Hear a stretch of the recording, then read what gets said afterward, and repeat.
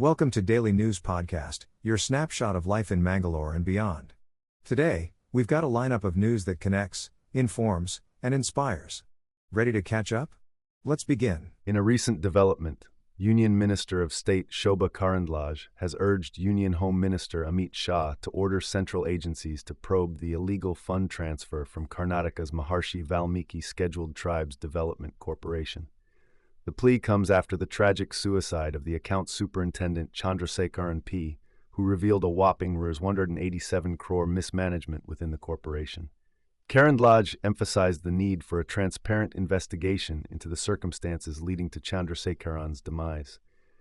Allegations have also been raised against Union Bank for possible involvement in the financial irregularities. Following the incident, Congress MLA B. Nagendra resigned, and a special investigation team has been formed, leading to arrests and raids in Karnataka, Andhra Pradesh, and Telangana.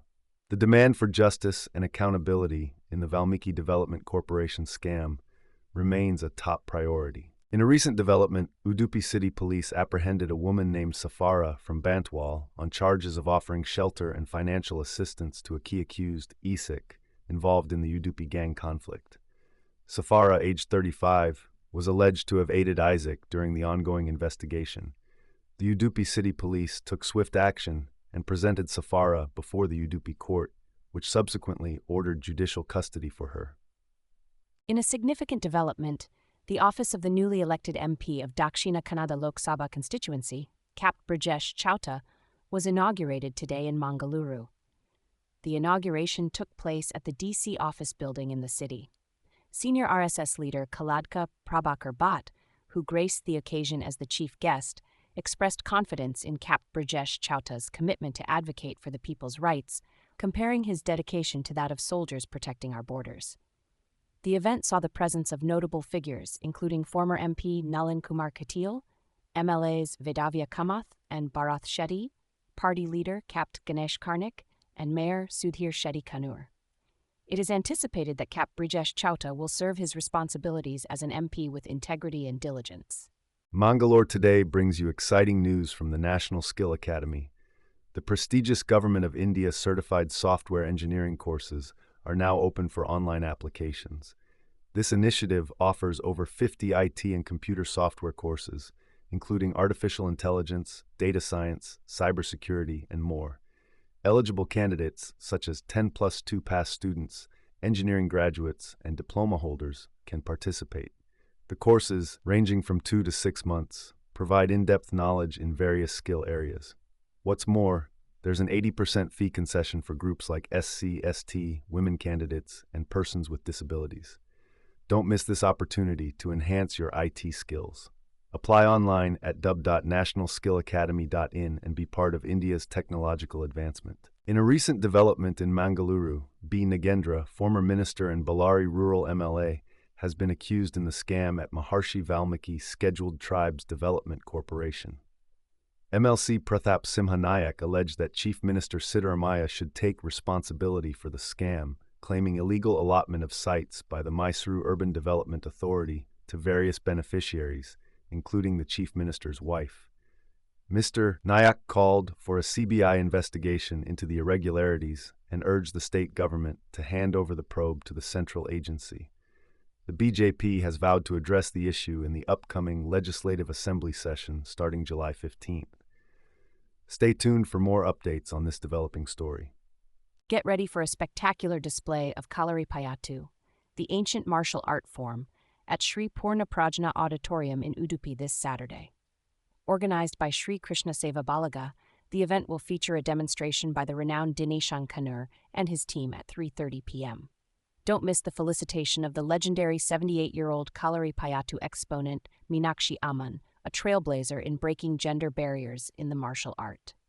Padma Shri awardee, Miss Amman will be honored for her contributions to this historic art form. The event will be graced by Ishapriya Tirtha, the seer of Udupi Sri Admarmut, and other revered seers. A special discourse on the Taula Vava Parvanabare will be delivered by orator Srikanth Shetty Karkala. Let's support the preservation of this cultural heritage and the promotion of physical fitness among the younger generation through the practice of Keri Patu. In a recent development, the District Health and Family Welfare Officer in Mangalore, H.R. Thamaya, has issued a warning to those suffering from dengue. He emphasized the dangers of consuming paracetamol tablets without consulting a doctor. Dr. Thamaya highlighted that taking painkillers like paracetamol can have serious repercussions on the health of dengue patients, including potentially fatal outcomes. In an emergency meeting with local authorities, the focus was on raising awareness about preventive measures for dengue. People were advised against self-medication and popular remedies like papaya leaf juice, as they can pose health risks. The district vector-borne disease control officer stressed the importance of eliminating mosquito breeding grounds and recognizing dengue symptoms. Officials were urged to act swiftly in identifying and destroying larvae breeding spots, while also educating students on preventive measures such as wearing protective clothing. Stay informed, stay safe. In a recent development, Udupi police have apprehended a young woman named Shafira from Upinangadi for her alleged involvement in supporting the notorious Garuda gang members of Kaup. The gang members were involved in a violent altercation on the Udupi-Manipal highway. According to sources, Shafira, age 21, is accused of providing financial assistance, shelter, transferring funds, and supplying mobile phones to the gang members. Udupi SP Dr. Arun K. shared this information, emphasizing the serious nature of the charges against the arrested woman. Stay tuned to Mangalore Today for more updates on this developing story. In a tragic incident near Hangaluru Kundapur, a municipal worker, Sunder from Barker, lost his life in a collision between a private bus and his bike. The accident occurred when Sunder, aged 39, was heading from Koteshwar, and the bus, en route to the depot, hit his bike. Sunder, a dedicated employee of Kundapur TMC for the past 15 years, had his service regularized just 4 months ago.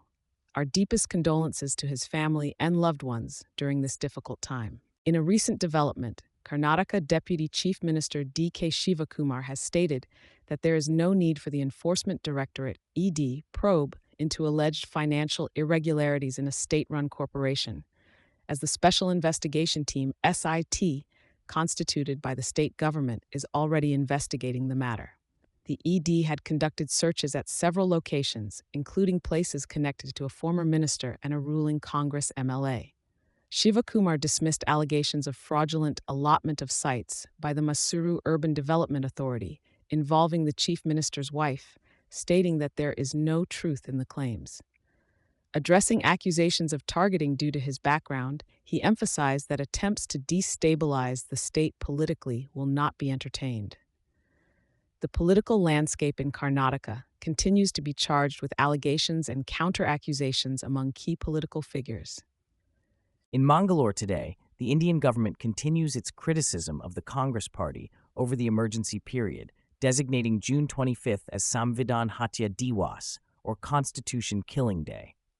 Home Minister Amit Shah emphasized the dark day in 1975 when Indira Gandhi imposed the emergency, suppressing democracy and silencing dissent.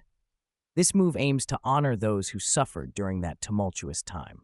The BJP has faced accusations of undermining constitutional principles, especially in the lead-up to the recent Lok Sabha elections, where claims were made about altering the constitution. The opposition, including the India coalition led by Rahul Gandhi, has accused the BJP of threatening the constitution's integrity. This ongoing political battle reflects the deep-rooted tensions between the ruling party and its rivals. In a startling revelation, it has been disclosed that Tamil Nadu, Karnataka, West Bengal, Telangana, and Andhra Pradesh have witnessed a high number of child marriages over the last 3 years. According to the central government's report presented to the Supreme Court, Tamil Nadu recorded 8,966 cases, Karnataka 8,348, and West Bengal 8,324 child marriages. Additional Solicitor General Aishwarya Badi, representing the Ministry of Women and Child Development, expressed concern over the prevalence of this issue and highlighted the insufficient legal actions taken under the Prohibition of Child Marriage Act 2006. Despite efforts to curb this social evil, the numbers remain alarming. There have been calls for the appointment of dedicated officers to tackle this problem effectively. The Supreme Court bench, led by Chief Justice D.Y. Chandrachud, has reserved judgment, signaling a potential issuance of directives and guidelines to combat child marriages across the nation. In a major development, the Enforcement Directorate, ED, has taken former Karnataka minister and Congress leader B. Nagendra into custody in connection with the Valmiki Corporation scam case. Nagendra was brought from his residence in Bengaluru to the ED office for questioning. The alleged scam came to light after the death of Chandrasekharan P., an account superintendent, who left a suicide note accusing officials of illegal money transfers. Following the incident, Nagendra resigned from his ministerial post under mounting pressure. The Congress government formed a special investigation team, IT, and 11 individuals have been arrested so far. The scam involves the unauthorized transfer of 187 crore, with 88.62 crore being funneled to IT companies and a cooperative bank. The Central Bureau of Investigation is also investigating the case. State BJP Chief B.Y. Vijayendra welcomed the ED raids, calling it a big scam that misused funds meant for scheduled tribes communities. In a recent development, the Supreme Court has intervened to halt a Karnataka High Court order that banned the broadcast of a private TV channel, Power TV, due to alleged licensing issues. The channel had extensively covered a sex scandal involving suspended JDS leader Prajwal Ravana and his brother Suraj Ravana. Chief Justice of India D.Y. Chandrachud criticized the blackout as a political vendetta aimed at silencing their voices. Solicitor General Tushar Mehta argued that the order was due to licensing violations. The Supreme Court will revisit the case on Monday. The Karnataka High Court had earlier restrained Power TV from airing content after their license expired in 2021. Stay tuned for more updates on this ongoing legal battle. In a major development, the Supreme Court has granted interim bail to Chief Minister of Naya Delhi, Arvind Kejriwal, in a money laundering case filed by the Enforcement Directorate. However, Mr. Kejriwal will remain in custody as he has also been arrested by the Central Bureau of Investigation in connection with a corruption case related to the alleged Delhi liquor policy scam. The bench of Justices Sanjeev Khanna and Dipankar Datta pronounced the judgment, stating that Mr. Kejriwal has already spent over 90 days in incarceration. The 55-year-old politician, who is also the chief of the Aam Aadmi Party, challenged the legality of his arrests by both investigative agencies. The Delhi High Court has set July 17th for arguments on the matter. The central probe agencies have alleged irregularities in the modification of Delhi's excise policy, claiming undue favors were extended to license holders. The Delhi government initially implemented a new liquor policy in 2021, but later reverted to the old one. In a tragic incident, 2 buses carrying a total of 65 passengers were pushed into the Trishuli River in Nepal due to a landslide triggered by heavy rain. Among the missing are at least 6 Indians. The buses, an Angel bus heading to Kathmandu and a Ganpati Deluxe bus going to Gore, were swept away around 3:30 a.m. local time in Chitwan district.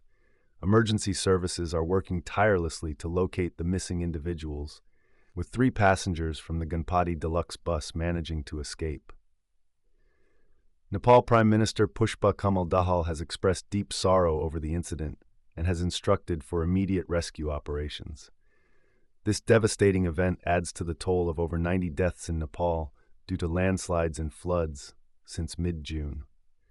Our thoughts and prayers are with the victims and their families during this difficult time. In a tragic loss to the Kannada entertainment industry, beloved actor and presenter Apara Vast passed away at the age of 57 after battling lung cancer for the past 2 years. Aparna, known for her flawless diction in Canada, was a familiar face on DD Chandana and a favorite among viewers for her engaging hosting of various programs. Her legacy includes a remarkable 8-hour hosting record during Diwali celebrations in 1998 and memorable roles in both cinema and television. Aparna's soothing voice was also heard on Bengaluru Metro announcements. Her contributions to shows like Big Boss and Maja Talkies endeared her to audiences across Karnataka.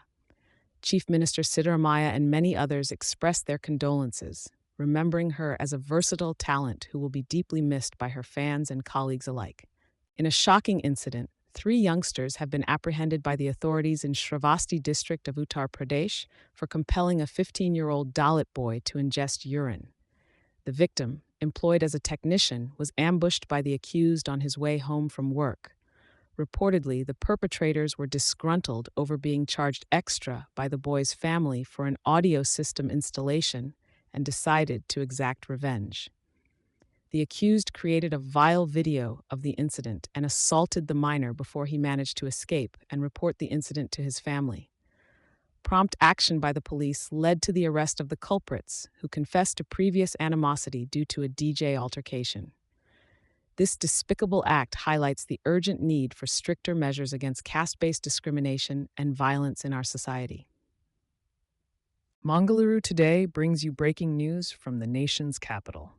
Delhi Chief Minister Arvind Kejriwal's plea challenging his arrest by the Enforcement Directorate in a money laundering case will see a verdict today from the Supreme Court. Mr. Kejriwal, also the Aam Aadmi Party chief, was arrested in connection to a money laundering case linked to the Delhi liquor policy scam. The High Court had earlier upheld his arrest, stating that the agency had no option after he failed to cooperate with the investigation. Kejriwal had been granted interim bail for election campaigning and later received bail in the case. However, he was then arrested by the CBI in connection to the corruption case related to the liquor policy scam. The case involves alleged irregularities in modifying the Delhi government's excise policy and extending undue favors to license holders. Stay tuned as Mangalore Today keeps you updated on this developing story. As we close today's session, our thanks go out to you, our viewers. For further reading and the latest news, be sure to visit mangaloretoday.com. And, for your daily dose of news, hit the subscribe button. Thank you for choosing Mangalore Today. Goodbye.